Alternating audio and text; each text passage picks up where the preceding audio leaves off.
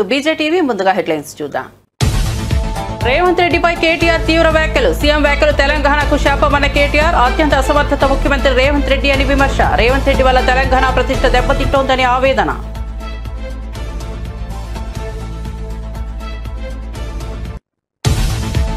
AP కేంద్ర మంత్రుల్ని చూస్తే సంతోషం వేసిందన్న అద్దంకి దయాకర్. అమరావతి కోసం 1,00,000 కోట్ల రూపాయలు తీసుకొచ్చారన్నారని వ్యాఖ్య. తెలంగాణ బీజేపీ ప్రతినిధులు ఏమీ తీసుకురావడం లేదని విమర్శ. తెలంగాణ ఆర్థిక పరిస్థితిపై రేవంత్ రెడ్డి వాస్తవాలను వివరించారని వ్యాఖ్య.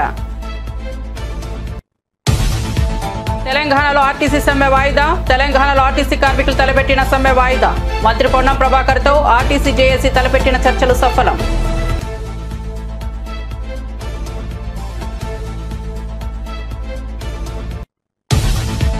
దేశంలోనే అత్యుత్తమ రాజధానిగా అమరావతి అవుతుందన్న ఉండవల్లి శ్రీదేవి.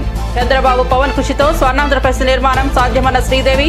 అమరావతి 2.0 కింద 17 కీలక ప్రాజెక్టు సాకారం అవుతున్నాయని వెల్లడి. జగన్ పాలనలో అమరావతి విధ్వంసం దోపిడీ జరిగిందని ఆరోపణ. శ్రీవారి మెట్టు రూపంలో భక్తుల ఇబ్బందులపై టీటీడీ ఈవో శ్యామలరావు క్షేత్రస్థాయి తనిఖీ. టోకెన్ల జారీలో అసౌకర్యం, ఆటో డ్రైవర్ల తీరుపై ప్రధానంగా దృష్టి సారించిన ఈవో. భక్తులకు శాశ్వత పరిష్కారం దిశగా చర్యలు చేపడతామని ఈవో స్పష్టీకరణ. విశాఖలో కరాచీ బేకరీ పేరుపై వివాదం. విశాఖలో కరాచీ బేకరీ పేరును వెంటనే మార్చాలని డిమాండ్. జన జాగరణ సమితి డిమాండ్. పాకిస్తాన్ నగరమైన కరాచీ పేరుపై అభ్యంతరం. తక్షణమే పేరు మార్చాలని, లేదంటే దేశద్రోహం కేసును పెట్టాలని డిమాండ్. ఇక వార్త వివరాల్లోకి వెళ్తే, ముఖ్యమంత్రి రేవంత్ రెడ్డి ఉద్యోగ సంఘాల సమావేశంలో చేసిన వ్యాఖ్యలపై బీఆర్ఎస్ వర్కింగ్ ప్రెసిడెంట్ కేటీఆర్ తీవ్రంగా స్పందించారు. ఎక్కడికి వెళ్లినా దొంగలా చూస్తున్నారని ముఖ్యమంత్రి అంటున్నారు. మరి దొంగలు దొంగలా కాకుండా ఎలా చూస్తారు? నోట్ల కట్టలతో దొరికిన దొంగను ఖచ్చితంగా దొంగ అని అంటారు. దొంగలాగే చూస్తారు. ఒక విశ్వసనీయత లేని ఓటుకు నోటు దొంగను కాంగ్రెస్ అనే ఒక వెర్రి పార్టీ గుడ్డిగా నమ్మి ముఖ్యమంత్రిని చేసింది. కానీ దేశంలో మిగతా ఎవరూ నవ్వడం లేదు. మోసగాళ్లను దొంగలను దొంగే అంటారు. చివరి రోజు వరకు నిన్ను అలానే అంటారు. కాంగ్రెస్ పార్టీ దొంగ చేతికి తాళాలు ఇచ్చిందని తీవ్రంగా మండిపడ్డారు. ఆనాడు ఒకసారి ఎన్ని మాటలు చెప్పిండండి మన రాష్ట్ర ప్రభుత్వ ఉద్యోగులకి, ఎన్ని హామీలు ఇచ్చిండు. అసలు ఉద్యోగుల గురించి, ఉద్యోగుల త్యాగాల గురించి, ఉద్యోగులు తెలంగాణ కోసం చేసిన పని గురించి రేవంత్ రెడ్డికి కనీసం ఇసుమంతన తెలుసా? అసలు ఆనాడు కేసీఆర్ గారు నిరాహార దీక్షకు పోయిందే ఉద్యోగ గర్జన సభ నుంచి. ఉద్యోగుల విషయంలో ఆనాడు ఒకసారి ఫ్రీ జోన్ హైదరాబాద్ అనే ఒక తీర్పు వస్తే దాన్ని ఖచ్చితంగా తిరస్కరిస్తున్నది తెలంగాణ సమాజం అని చెప్పి తెలంగాణ ఎన్జిఓల త్యాగాన్ని గుర్తు చేస్తూ తెలంగాణ ఎన్జిఓ అనే సంఘాన్ని ఉమ్మడి ఆంధ్రప్రదేశ్లో కూడా అత్యద్భుతంగా నడిపిన ఉద్యోగ సంఘాల నాయకులకు మా స్వామి గౌడ్ గారు ఇక్కడే ఉన్నారు, మా శ్రీనివాస్ గౌడ్ గారు ఇక్కడే ఉన్నారు, పెద్దలు దేవిప్రసాద్ గారు ఉన్నారు, పాతూరు సుధాకర్ రెడ్డి గారు ఉన్నారు, ఇంకా ఉపాధ్యాయుల నుంచి వచ్చిన మా సోదరుడు రసమయ్య బాలకృష్ణ గారు ఉన్నారు. ఇట్లా ఎంతో మంది ఆనాడు ఉద్యమంలో కదం దొక్కితే వారి త్యాగ స్ఫూర్తితో అల్టిమేట్ గా తెలంగాణ వచ్చింది. కాబట్టే కేసీఆర్ గారు దేశంలో ఎక్కడ లేనట్టు కేంద్ర ప్రభుత్వ ఉద్యోగుల కంటే ఎక్కువ ఉండాలి మన తెలంగాణ ఉద్యోగుల జీతాలని చెప్పి 73% ఫిట్మెంట్ ఇచ్చిండు. ఒక స్పెషల్ ఇంక్రిమెంట్ ఇచ్చిండు, తెలంగాణ ఇంక్రిమెంట్. ఎందుకు? ఒకటే కారణం, ఉద్యోగులు వేరు మేం వేరు కాదు, ఉద్యోగులే ఉద్యమకారులై కదం దొక్కిండ్రు. ఉద్యోగులే అత్యద్భుతంగా ఆనాడు పెన్ డౌన్ చేసిన సకల జనుల సమ్మెలో తమ ఉద్యోగాలు పోతాయనే ఇబ్బంది కూడా లేకుండా, ఆలోచన కూడా లేకుండా తెలంగాణ కోసం కొట్లాడిన ఆ సోదరుల్ని ఇవాళ అవమానించడం అంటే, వాళ్లకు మిగతా రాష్ట్రంలోని ప్రజలకు చిచ్చుపెట్టే ప్రయత్నం చేయడం అంటే, ఇది ఒక ఉద్యమ ద్రోహి అయిన రేవంత్ రెడ్డి మాత్రమే చేయగలుగుతాడు తప్ప ఇంకోటి చేయలేడు. ఎందుకంటే ఆయనకు అవగాహన లేదు. ఇవాళ ఉద్యోగులు అడుగుతున్నది ఏంటి? మీరు చెప్పిందే కదా, మీరే చెప్పింది. Page number 28 manifesto. టీఎస్ఆర్టీసీ సిబ్బంది సంక్షేమం. ఆర్టీసీ కార్మికులను ప్రభుత్వంలో విలీన ప్రక్రియ పూర్తి చేసి 2 పీఆర్సీ బకాయిలు వెంటనే చెల్లిస్తాం. వచ్చే పీఆర్సీలో ఆర్టీసీ కార్మికులను చేరుస్తాం. రాష్ట్ర ప్రభుత్వ ఉద్యోగులతో సమానంగా అన్ని వసతులు సదుపాయాలు కల్పిస్తాం. ఆర్టీసీ బస్సులకి ఏందో చెప్పిందిగా. ఇది ఆర్టీసీ కార్మికుల గురించి మీరు చెప్పిన మాట. ప్రభుత్వ ఉద్యోగుల గురించి మీరు చెప్పిన మాటలేంది? సంక్షేమం గురించి మీరే చెప్పినారు. రాష్ట్ర ప్రభుత్వ ఉద్యోగులందరికీ పెండింగ్ లో ఉన్న 3 డిఏలు తక్షణమే చెల్లిస్తాం. రాష్ట్ర వ్యాప్తంగా ఉన్న ఉద్యోగ ఉపాధ్యాయులకు 1వ తారీఖున వేతనాలు అందే విధంగా చర్య తీసుకుంటాం. సప్లిమెంటరీ బిల్లులు 15 రోజులు చెల్లిస్తాం. సిపిఎస్ విధానాన్ని రద్దు చేసి ఓపీఎస్ తెస్తాం. పెన్షనర్లకు ఉద్యోగులకు ఇచ్చే డిఏలను సకాలంలో ప్రకటించి బకాయిలను వెంటనే ఇస్తాం. 317 రద్దు చేస్తాం. కాంగ్రెస్ ప్రభుత్వం ఏర్పాటైన వెంటనే కొత్త పీఆర్సీ ప్రకటించి 6 నెలలలోపు సిఫార్సులు అమలు చేస్తాం. కాంట్రిబ్యూషన్ తో పాటు అన్ని రకాల జబ్బులు అని చెప్పి ఇంకేందేందో రకరకాల మాయమాటలు వారి కోసం చెప్పిండ్రు. ఏం అడుగుతుండ్రు ఇలా ఉద్యోగులు? మీరు చెప్పిందే అడుగుతుండ్రు కదా. గొంతమ్మ కోరికలు ఏమైనా కోరిండ్రా? పిఆర్సీ వేస్తామన్నారు, ఏది అని అడుగుతుండ్రు. డిఏలు ఏవి అని అడుగుతుండ్రు. ఆంధ్రప్రదేశ్ కు చెందిన ఇద్దరు కేంద్ర మంత్రులు రాజధాని అమరావతి కోసం ₹1,00,00,000 కోట్ల తీసుకొచ్చారని, వారిని చూస్తుంటే సంతోషంగా ఉందని, కానీ తెలంగాణకు చెందిన కేంద్ర మంత్రులు ఏమీ తీసుకురావడం లేదని ఎమ్మెల్సీ అద్దంకి దయాకర్ అన్నారు. పక్క రాష్ట్రంలోని కేంద్ర మంత్రుల పేర్లు కూడా సరిగ్గా గుర్తులేదని, కానీ వారు తమ రాష్ట్రం కోసం నిధులు తీసుకొచ్చారని అభిప్రాయపడ్డారు. ఆంధ్రప్రదేశ్ అభివృద్ధి కోసం అక్కడ బీజేపీ నేతలు కేంద్రంతో పోరాడుతుంటే తెలంగాణ బీజేపీ నేతలు ఏమీ చేయడం లేదని ఆరోపించారు. తెలంగాణలో బీజేపీకి 8 మంది ఎంపీలు, 8 మంది ఎమ్మెల్యేలు ఉన్నారని, తెలంగాణ నుండి 2 కేంద్ర మంత్రులుగా ఉన్నప్పటికీ తెలంగాణకు వారు చేసిందేమీ లేదన్నారు. వీరికి ప్రభుత్వంపై విమర్శలు చేయడం తప్ప మరొక పని లేదని మండిపడ్డారు.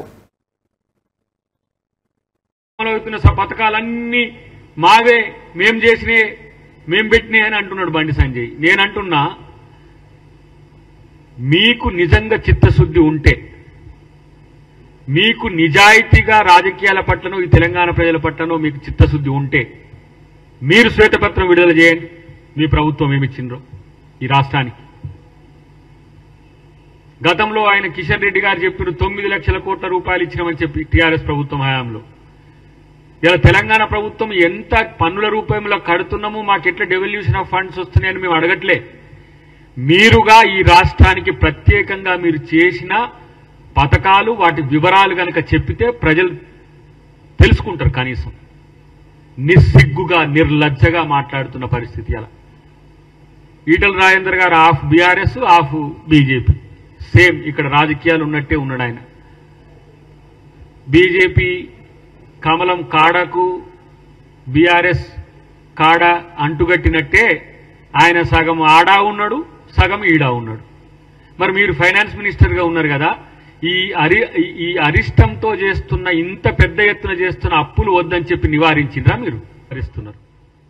సరే, రాష్ట్రాల్లో ఆ స్థాయి ఆలోచన ఉందా లేదా బీజేపీ బీఆర్ఎస్ నాయకులకు అనేది వాళ్ళు ఆలోచించుకోవాలి. కానీ కాంగ్రెస్ పార్టీ ఒకవైపు బీజేపీ ప్రభుత్వంతో విధానపరమైన అంశాల్లో విమర్శలు చేస్తున్నప్పటికి కూడా జాతి భద్రత గురించి, శాంతి భద్రతల గురించి, వాటి విఘాతం గురించి జరిగే అంశాల్లో, దేశ భద్రతకు వచ్చే నష్టం విషయంలో మా నాయకులు, కేంద్ర నాయకులంతా కూడా ప్రభుత్వం తీసుకున్న నిర్ణయాలకు సమర్థిస్తున్న ఈ క్రమంలో ఒక ఏం పదం వాడాలి వాళ్ళు, పిచ్చి కుక్కల్లాగా ఈ అరుసుడు చూస్తే ఏమనుకోవాలనో అర్థం కావట్లేదు.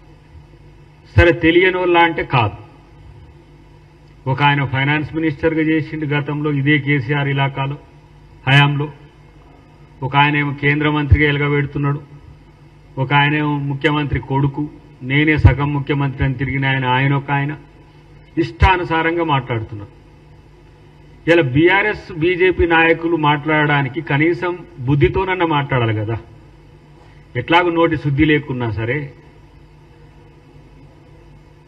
ఆర్థిక విధ్వంసం, ఒక రకంగా చెప్పాలంటే ఆర్థిక విధ్వంసం, విస్ఫోటం ఈ రాష్ట్రంలో చేసిన బీఆర్ఎస్ ఇలా తగుదునమ్మా అని మాట్లాడుతున్నాడు. మనోనికేమో కాలుకు పుండైన గుణమేం మానలే. తిరుమల శ్రీవారిని కాలినడకన దర్శించుకునే భక్తుల సౌకర్యార్థం శ్రీవారి మెట్టు మార్గంలో వసతులను మరింత మెరుగుపరుస్తామని టీటీడీ ఈవో జె శ్యామలరావు భరోసా ఇచ్చారు. ఈ మార్గంలో దివ్య దర్శనం టోకెన్లు పొందేందుకు భక్తులు పడుతున్న ఇబ్బందులు, ఆటో డ్రైవర్ల నుంచి ఎదురవుతున్న అసౌకర్యంపై అందిన సమాచారం మేరకు ఆయన క్షేత్రస్థాయిలో పరిస్థితిని సమీక్షించారు. ఈ తనిఖీలలో టీటీడీ అదనపు ఈవో సిహెచ్ వెంకయ్య చౌదరి, జేఈఓ వి వీరబ్రహ్మం కూడా పాల్గొన్నారు. ఈ సందర్భంగా ఈవో శ్యామలరావు మాట్లాడుతూ, శ్రీవారి మెట్టు మార్గంలో టోకెన్ల కోసం భక్తులు తీవ్ర ఇబ్బందులు ఎదుర్కొంటున్న విషయం తమ దృష్టికి వచ్చిందని తెలిపారు. ఆటో డ్రైవర్ల నుంచి కూడా సరైన సహకారం లభించడం లేదని, వారు టీటీడీ కల్పిస్తున్న సౌకర్యాలను తమ స్వప్రయోజనాలకు వాడుకుంటూ భక్తుల నుంచి అధిక ఛార్జీలు వసూలు చేస్తున్నారన్న ఆరోపణలు కూడా ఉన్నాయని పేర్కొన్నారు. ఈ సమస్యలకు శాశ్వత ప్రాతిపదికన పరిష్కారం కనుగొనేందుకు చర్యలు తీసుకుంటామని ఈవో స్పష్టం చేశారు. దర్శించుకోవడానికి వెళ్ళే భక్తులకి 3,000 నుంచి 4,000 టికెట్లు ఇస్తున్నాము. ఇక్కడ భక్తులు టికెట్లు పొందడానికి ఒక్కొక్కసారి రష్ ఎక్కువగా ఉన్నప్పుడు ఇబ్బందులు పడుతున్నారు. ఆటోల దగ్గర నుంచి కోఆపరేషన్ లేదు, కొంత ఎక్స్ప్లాయిటేషన్ కూడా చేస్తున్నారు అనేది మీడియాలో అది చూసాము. మేము కూడా వచ్చి అబ్జర్వ్ చేస్తాము. అది పోలీసు విభాగం నుంచి ఆ విషయాల్లో చూస్తున్నారు. ఇంకేమన్నా పర్మనెంట్గా ఏమన్నా దీనికి ఏమన్నా చేయొచ్చా అనేది పరిశీలిస్తున్నాము. దీనికి వేరే ఆప్షన్స్ ఏమున్నాయి, వేరే విధంగా ఏ విధంగా చేస్తే భక్తులకు వచ్చి ఉన్న ఇబ్బందులు ఎలా తొలుగుతాయి అనేది చూస్తున్నాం. బస్సులు ఏమన్నా పెంచడానికి అవకాశం ఉందా, ఉచిత బస్సులు నుంచి కౌంటర్లు ఏమన్నా పెంచడమా, వేరే చోట పెట్టడమా, ఇవన్నీ కూడా పరిశీలిస్తున్నాం. పహల్గా ముగ్గురు దాడి నేపథ్యంలో విశాఖపట్నం నగరంలోని వెంకోచిపాలెంలో ఉన్న కరాచీ బేకరీ పేరు వివాదాస్పదంగా మారింది. ఈ బేకరీ పేరును తక్షణమే మార్చాలంటూ జనజాగరణ సమితి ప్రతినిధులు డిమాండ్ చేస్తూ ఆందోళనకు దిగారు. పాకిస్తాన్కు చెందిన నగరం పేరును భారతదేశంలో ఒక వ్యాపార సంస్థకు పెట్టడం ఎంతవరకు సమంజసమని వారు ప్రశ్నించారు. విశాఖపట్నంలోని డైమండ్ పార్క్ రోడ్డులో ఉన్న కరాచీ బేకరీ ఎదుట జనజాగరణ సమితి సభ్యులు నిరసన కార్యక్రమం చేపట్టారు. పాకిస్తాన్లోని ప్రధాన నగరమైన కరాచీ పేరును బేకరీకి పెట్టడాన్ని వారు తీవ్రంగా వ్యతిరేకించారు. ఇది దేశ ప్రజల మనోభావాలను దెబ్బతీయడమేనని సమితి ప్రతినిధులు ఆగ్రహం వెలుబుచ్చారు. బేకరీ యాజమాన్యం వెంటనే స్పందించి పేరును మార్చాలని వారు కోరారు. ఏపీ రాజధాని అమరావతి దేశంలోనే అత్యుత్తమంగా రూపుదిద్దుకుందోనుందని మాదిగ రిజర్వేషన్ చైర్మన్ ఉండవల్లి శ్రీదేవి ధీమా వ్యక్తం చేశారు. తెలుగుదేశం పార్టీ కేంద్ర కార్యాలయంలో ఏర్పాటు చేసిన మీడియా సమావేశంలో ఆమె మాట్లాడారు. ముఖ్యమంత్రి చంద్రబాబు నేతృత్వంలో అమరావతి పునఃనిర్మాణ కార్యక్రమాలు అత్యంత వైభవంగా ప్రారంభమయ్యాయని, ప్రపంచానికి దీటైన రాజధాని నిర్మాణానికి ఆయన అహర్నిశలు శ్రమిస్తున్నారని తెలిపారు. ప్రధాని నరేంద్ర మోదీ 49,000 కోట్ల విలువైన 74 పనులకు శంకుస్థాపన చేయడం, కేంద్ర ప్రభుత్వం అమరావతి పునఃనిర్మాణానికి సంపూర్ణ మద్దతు ప్రకటించడం రాష్ట్ర అభివృద్ధికి శుభ పరిణామమని శ్రీదేవి అన్నారు. ముఖ్యమంత్రి చంద్రబాబు, ఉప ముఖ్యమంత్రి పవన్ కళ్యాణ్ కలిసికట్టుగా ఈ పనులు పూర్తి చేయాలని ప్రధాని సూచించారని గుర్తు చేశారు. ఐటీ శాఖ మంత్రి నారా లోకేష్ కృషి కూడా అమరావతి నిర్మాణంలో కీలకమని ప్రశంసించారు. నుంచి సంపూర్ణ మద్దతు ఉంటుంది. అంతేకాకుండా ఇంద్రలోక రాజధాని అమరావతి, మరి ఆంధ్రప్రదేశ్ రాజధాని అమరావతి అంటే స్వర్ణాంధ్రప్రదేశ్కి ఈ నిర్మాణాలు ఒక శుభ సంకేతం. ఇవి కాంక్రీట్స్ కాదు, ఏపీ ప్రగతికి, వికసిత్ భారత్కి బలమైన పునాదులు అని చెప్పడం జరిగింది. పవన్ కళ్యాణ్ గారిని, చంద్రబాబు నాయుడు గారిని మనందరం కూడా కలిసి పని చెయ్యాలి, మనమే చెయ్యాలి అని గట్టిగా గొప్ప నినాదం ఇచ్చారు పిఎం మోడీ గారు. ఎప్పుడైతే రాజధాని అమరావతి పనులు రీస్టార్ట్ అయినాయో వైసీపీ జగన్ ముఠా గుండెల్లో వేదన స్టార్ట్ అయింది. వెంటనే మరి మీరు గమనిస్తే అవినీతి విషపత్రిక సాక్షి పేపర్లో వాళ్ళ విలేకరి ఒకటి వ్యాసం రాస్తాడు. అదేంటంటే వేదనలో రాజ్యం, వేడుకలో రాజధాని. అసలు వేదనలో ఉంది ఎవరు? అశేష ప్రజానికం, నాయకులు, ఎన్డీఏ కూటమి ప్రజలందరూ కూడా తరలి వచ్చి పిఎం మోడీ చేతుల మీదుగా మరి అమరావతి పునర్నిర్మాణ ప్రారంభం అయితే మరి ప్రజలందరూ ఎంతో సంతోషంగా ఉంటే, గత ప్రభుత్వంలో మీరు గమనిస్తే కేసులు, ధన ప్రాణ నష్టాలు, ప్రజలు బిక్కుబిక్కుమంటూ బ్రతికిన రోజులు. మీరు ఒకసారి అసెంబ్లీ రికార్డ్స్ గమనిస్తే అప్పటి సీఎం జగన్మోహన్ రెడ్డి గారు ఏమన్నారు? నేను మాట తప్పను, మడమ తిప్పను, విశ్వసనీయతలు, విలువలు మా ప్రభుత్వానికి పెద్ద పెట్టు అని చెప్పే ఆయన అమరావతి మీద 30,000 ఎకరాలు కావాలని చెప్పి మరి ఆయన మాట తప్పాడా? అమరావతి విషయంలో మడమ తిప్పాడా? మరి ఈ విధంగా ఈ రివర్స్ అంటే ప్రజలను మభ్యపెట్టేటట్లు ఉన్నదాన్ని విక్రీకరించి మరి ఈ విధంగా రాయటం అనేది ఇక్కడ రాష్ట్ర ప్రజలు గమనించాలి. మీరు కనుక ఒకటి చలం గారు ఒక సూక్తి చెప్తారు.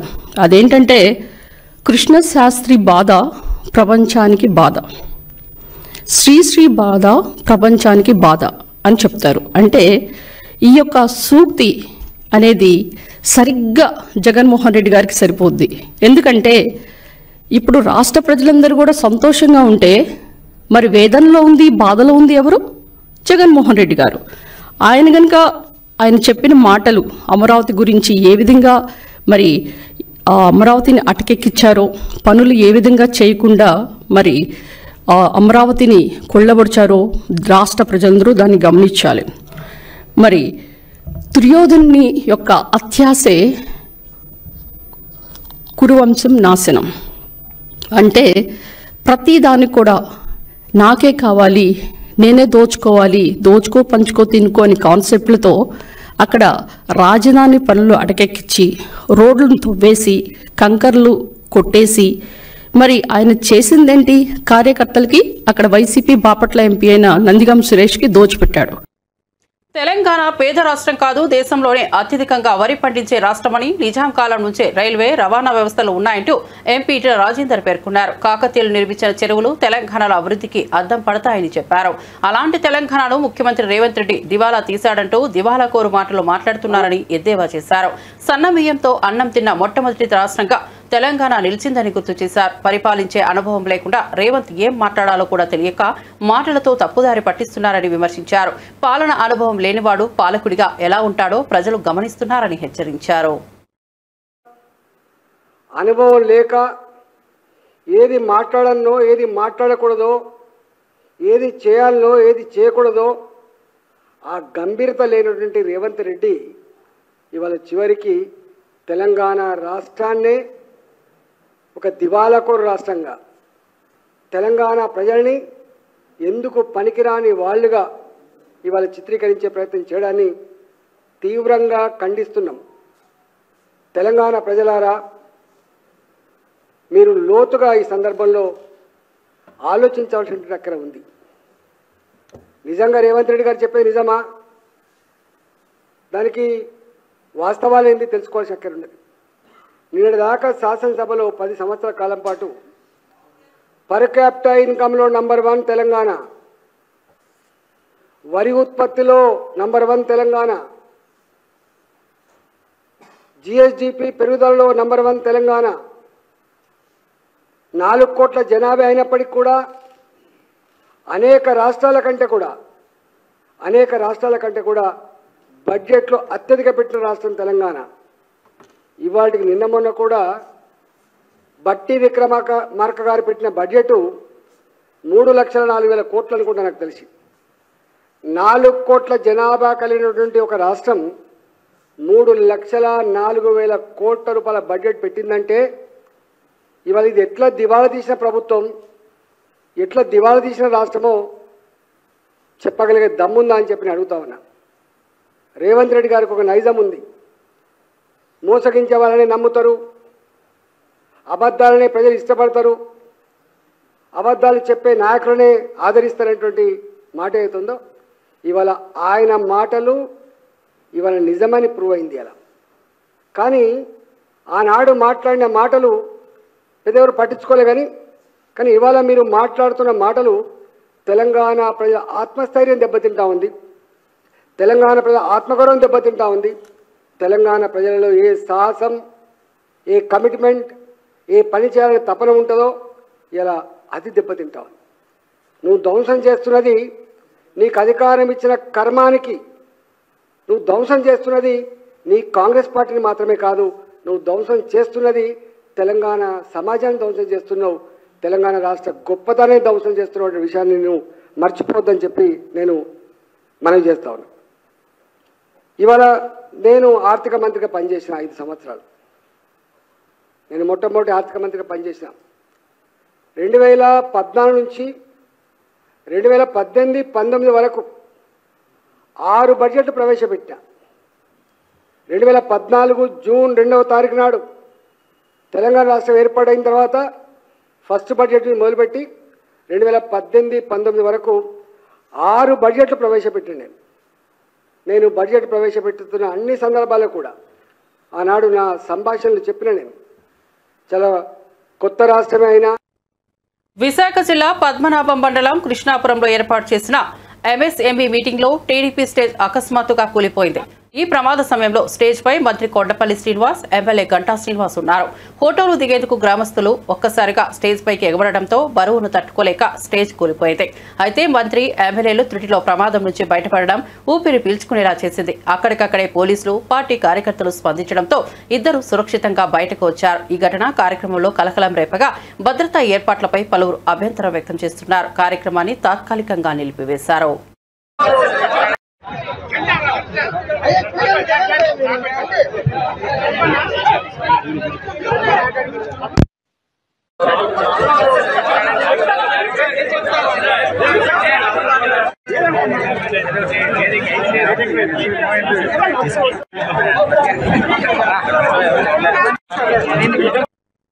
హైదరాబాద్ నగరంలోని గచ్చిబౌలిలో హైడ్రా అధికారులు భారీ స్థాయిలో కూల్చివేతలు దాడులు నిర్వహించారు.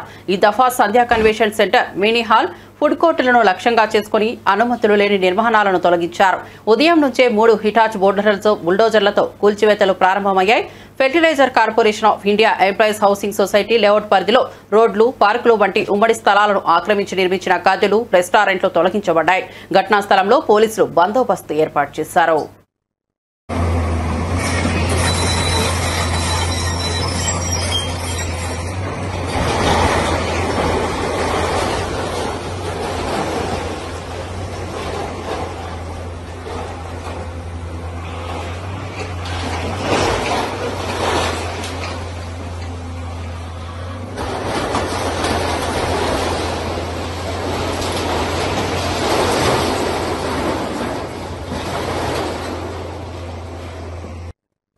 తెలంగాణలో తలపెట్టిన ఆర్టీసీ సమ్మెను కార్మికులు తాత్కాలికంగా వాయిదా వేశారు. మంత్రి పొన్నం ప్రభాకర్ ఆర్టీసీ జేఏసీ నిర్వహించిన చర్చలు సఫలమవడంతో ఈ నిర్ణయం తీసుకున్నారు. కార్మికుల డిమాండ్లపై మంత్రి సహానుభూతితో స్పందించారని, ప్రభుత్వం సమస్యల పరిష్కారానికి పాజిటివ్గా ఉన్నదని జేఏసీ నేతలు తెలిపారు. సమ్మె వల్ల ప్రజలకు అవలీలగా సమస్యలు తలెత్తకుండా ఉండేందుకు ఈ నిర్ణయం తీసుకున్నట్లు తెలిపారు. ఇకపై నిర్ణీత గడువులో ప్రభుత్వ స్పందన ఎలా ఉంటుందో చూసి తదుపరి కార్యాచరణ ప్రకటిస్తామని స్పష్టం చేశారు. అధికారులు, కార్మిక నేతల మధ్య చర్చలు కొనసాగనున్నాయి. తాత్కాలికంగా బస్సు సర్వీసులు యథావిధిగా కొనసాగనున్నాయి. రేవంత్ రెడ్డి మాటలు వింటుంటే ఏడుపొస్తోందని ప్రజాశాంతి పార్టీ అధ్యక్షుడు కేఏ పాల్ వ్యంగ్యంగా వ్యాఖ్యానించారు. తమ్ముడు రేవంత్ కి సూచనగా నాతో చేతులు కలుపు, అభివృద్ధి ఎలా చేయాలో నేర్పిస్తానని వ్యాఖ్యానించారు. తెలంగాణలో కేవలం మాటలతో ప్రభుత్వాన్ని నడిపిస్తున్న పరిస్థితిని ఎండగట్టారు. రేవంత్ పాలనలో ప్రగతి అనేది కనపడటం లేదని, అసలు అభివృద్ధి అంటే ఏంటో ఆయనకు తెలియదని పాల్ విమర్శించారు. రాజకీయ వేదికపై కాకుండా ప్రజా సమస్యలపై దృష్టి పెట్టాలని సలహా ఇచ్చారు. రాష్ట్రాన్ని అభివృద్ధి బాటలో నడిపించాలంటే నిజమైన సంకల్పం కావాలని కేఏ పాల్ తెలిపారు. తెలంగాణ ముఖ్యమంత్రి తమ్ముడు రేవంత్ రెడ్డి మాటలు వింటే ఏడ్పు వస్తుంది. మమ్మల్ని దొంగల్లా చూస్తున్నారు, మమ్మల్ని భిక్షగాల్లా చూస్తున్నారు, ఢిల్లీలో మాకు అపాయింట్మెంట్ లేవు, విదేశాల నుంచి డబ్బు తేలేము, శాలరీలు కట్టలేము, మమ్మల్ని మొక్కలు చేసుకొని తిన్నా వినండి చేస్తున్నా కోట్లకు వడ్డీ ఎవరు కడతారు? అదే పరిస్థితి ఆంధ్రప్రదేశ్ లో కూడా. తెలుగు ప్రజలారా, ఈ ముఖ్యమంత్రులు మారి నాతో పాటు గత వారం వాషింగ్టన్ డీసీలో, అమెరికాలో, 2 వారాల క్రిందట టర్కీ, యూరోప్ లో సమిట్లకు వచ్చుంటే 100,000 కోట్లు, కనీసం సంవత్సరానికి 1,02 కోట్లు తెచ్చుకున్నా నిరుద్యోగులు ఆత్మహత్య చేసుకోరు, రైతులు ఆత్మహత్య చేసుకోరు, జీతాలు ఉద్యోగస్తులకు ఇవ్వచ్చు, ఇన్వెస్ట్మెంట్లు తేవచ్చు, అభివృద్ధి చేయొచ్చు. అంటే కలుద్దాం అంటారు, మరి కలరు. వాళ్ళు కలిసేటట్టు ప్రార్థించండి. ఈ వీడియో వారికి చేరేటట్టు ప్రతి మీడియా బ్రాడ్కాస్ట్ చేయండి, షేర్ చేయండి. లేదంటే ఇప్పుడున్న రాజకీయ నాయకులు చిత్తుగా అన్ని పార్టీలు ఓడించి ప్రజాశాంతి పార్టీని గెలిపించి రాష్ట్రాల్ని, దేశాన్ని కాపాడుకుందాం. పెరిగిన విద్యుత్ ఛార్జీలను తక్షణమే తగ్గించాలంటూ డిమాండ్ చేస్తూ ఎన్టీఆర్ జిల్లా వైఎస్ఆర్సీపీ అధ్యక్షుడు దేవినేని అవినాష్ విద్యుత్ నిలయం సీఎండీ కార్యాలయంలో అధికారులకు మెమో అందజేశారు. ప్రజలపై భారం పెడుతున్న ప్రభుత్వం వెంటనే నిర్ణయాన్ని వెనక్కు తీసుకోవాలని హెచ్చరించారు. ఆయన వెంట డిప్యూటీ మేయర్ బెల్లం Durga, floor leader Venkata Satyanarayana, senior నాయకుడు కడియాల బుచ్చిబాబు, కార్పొరేటర్లు, డివిజన్ ఇన్ఛార్జీలు పాల్గొన్నారు. పెరిగిన ఛార్జీలతో సామాన్య ప్రజలు తీవ్రంగా ఇబ్బంది పడుతున్నారని తెలిపారు. రాష్ట్ర ప్రభుత్వం ప్రజా వ్యతిరేక విధానాలను అవలంబించకుండా ప్రజల పక్షాన నిలవాలని వైఎస్ఆర్సీపీ నేతలు స్పష్టం చేశారు. ప్రతి నియోజకవర్గంలో గారా కరెంటు ఛార్జీలు పెంచినందుకు నిరసనగా ఈరోజు ప్రతి నియోజకవర్గంలో సబ్స్టేషన్ ఎదురుగుండా కానివ్వండి, లేకపోతే సంబంధిత అధికారులు ఒక కార్యాలయం ముందు నిరసన కార్యక్రమం చేపట్టి అధికారులకి వినతి పత్రం ఇచ్చే కార్యక్రమం ప్రతి నియోజకవర్గంలో ఎన్టీఆర్ జిల్లా వైఎస్ఆర్ కాంగ్రెస్ పార్టీ ఆధ్వర్యంలో జరగటం జరిగింది.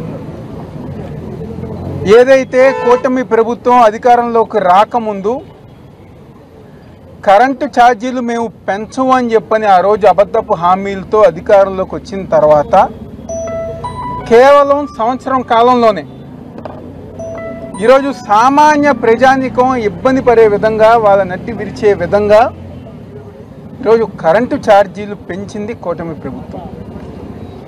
ఈరోజు మేము ప్రజల దగ్గరికి వెళ్తుంటే నిజంగా వాళ్ళ బాధ చూస్తుంటే మాకు బాధ వేస్తాను. ఇదివరకు 200 రూపాయలు 300 రూపాయలు కరెంటు బిల్లు వచ్చే ప్రజానికం పాపం చిన్న చిన్న వాళ్ళు ఈరోజు 1000 రూపాయలు 1500 రూపాయలు కరెంటు బిల్లు వస్తాను. ఏ హామీలైతే మేము నమ్మి ఓటేసామో, ఏ చంద్రబాబు నాయుడు అయితే మేము చూసి తనకి తోడుగా ఉన్న పక్కన ఉన్న పవన్ కళ్యాణ్ బీజేపీని చూసి మేము ఓటేసామో, ఈరోజు మేము ఓట్లేసి మోసపోయామని చెప్పని ఈరోజు ప్రతి ఒక్కరి గారా ప్రజానీకం ఎంతో బాధపడుతున్నారు. గతంలో గారా డిసెంబర్ నెలలో వైఎస్ఆర్ కాంగ్రెస్ పార్టీ ఆధ్వర్యంలో ఆ రోజు గారా కరెంటు ఛార్జీలు పెంచిన నిరసనగా మేము కార్యక్రమాలు చేసి ఆ రోజు గారికి వినతి పత్రం ఇష్టం జరిగింది. దాదాపుగా 6-5 నెలలు అయింది. ఏం చర్య తీసుకున్నారు? తగ్గించకపోగా కరెంటు ఛార్జీలు పెంచింది ఈరోజు కూటమి ప్రభుత్వం. ముఖ్యంగా సామాన్య కుటుంబాలు, రైతులు కానివ్వండి, సామాన్య కుటుంబాలు కానివ్వండి, ఎన్నో ఇబ్బందులు, ఎంతో ఇబ్బంది పడుతూ, ఒక పక్క సంక్షేమం లేదు, ఒక పక్క అభివృద్ధి కార్యక్రమం లేదు, ఆ పైన మాకు ఈ కరెంటు ఛార్జీలతో కూటమి ప్రభుత్వం మమ్మల్ని ఇబ్బంది పెడతానని చెప్పని అంటున్నారు. 5 సంవత్సరాలు జగన్మోహన్ రెడ్డి గారి పరిపాలనలో ఏ రోజు గారా కరెంట్ ఛార్జీలు పెంచకుండా మాకు అండగా నిలిచి ఇంకో పక్క సంక్షేమ అభివృద్ధి కార్యక్రమాలు జగన్మోహన్ రెడ్డి గారు చేస్తే, ఈరోజు కూటమి ప్రభుత్వం అధికారంలోకి వచ్చిన తర్వాత అడుగడుగున ప్రతి సందర్భంలోనూ మాకు అన్యాయం చేసుకుంటూ ఈరోజు కూటమి ప్రభుత్వం ముందుకు వెళ్తానని చెప్పిన సందర్భం చెప్తున్నారు. ఈరోజు ఒక్కసారి ఎవరైతే తెలుగుదేశం పార్టీ నాయకులు ఉన్నారో, జనసేన పార్టీ నాయకులు ఉన్నారో, బీజేపీ నాయకులు ఉన్నారో, ఆ రోజు మీరందరి గారు బాండ్ పేపర్ రాసిచ్చారు. కరెంట్ ఛార్జీలు పెంచమని, సంక్షేమ కార్యక్రమాలు అందిస్తామని చెప్పని. బులెటిన్ ముగించే ముందు హెడ్లైన్స్ మరోసారి చూద్దాం. రేవంత్ రెడ్డిపై కేటీఆర్ తీవ్ర వ్యాఖ్యలు. సీఎం వ్యాఖ్యలు తెలంగాణకు శాపమన్న కేటీఆర్. అత్యంత అసమర్థత ముఖ్యమంత్రి రేవంత్ రెడ్డి విమర్శ. రేవంత్ రెడ్డి వల్ల తెలంగాణ ప్రతిష్ట దెబ్బతింటోందని ఆవేదన.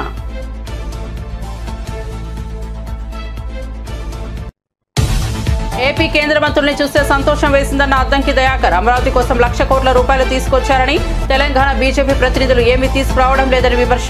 తెలంగాణ ఆర్థిక పరిస్థితిపై రేవంత్ రెడ్డి వాస్తవాలను వివరించారని వ్యాఖ్య. తెలంగాణలో ఆర్టీసీ సమ్మె వాయిదా. తెలంగాణలో ఆర్టీసీ కార్మికులు తలపెట్టిన సమ్మె వాయిదా. మంత్రి పొన్నం ప్రభాకర్ తో ఆర్టీసీ జేఏసీ తలపెట్టిన చర్చలు సఫలం.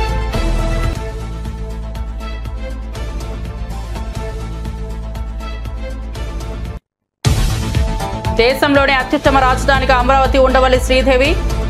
చంద్రబాబు పవన్ కృషితో స్వర్ణాంధ్రప్రదేశ్ నిర్మాణం సాధ్యమన్న శ్రీదేవి. అమరావతి 2.0 కింద 17 కీలక ప్రాజెక్టు సహకారమవుతున్నాయని వెల్లడి. జగన్ పాలనలో అమరావతి విధ్వంసం దోపిడీ జరిగిందని ఆరోపణ. శ్రీవారి మెట్టు మార్గంలో భక్తుల ఇబ్బందులపై టీటీడీఓ శ్యామలరావు క్షేత్రస్థాయి తనిఖీ. టోకెన్ల జారీలో అసౌకర్యం, ఆటో డ్రైవర్ల తీరుపై ప్రధానంగా దృష్టి సారించిన ఈవో. భక్తులకు శాశ్వత పరిష్కారం దిశగా చర్యలు చేపడతామని ఈవో స్పష్టీకరణ. విశాఖలో కరాచీ బేకరీ పేరుపై వివాదం. విశాఖలో కరాచీ బేకరీ పేరును వెంటనే మార్చాలని డిమాండ్. జనజాగరణ సమితి డిమాండ్. పాకిస్తాన్ నగరమైన కరాచీ పేరుపై అభ్యంతరం. తక్షణమే పేరు మార్చాలని, లేదంటే దేశద్రోహం కేసు పెట్టాలని డిమాండ్. మరిన్ని అప్డేట్స్ కోసం చూస్తూనే ఉండండి బీజేటీవీ.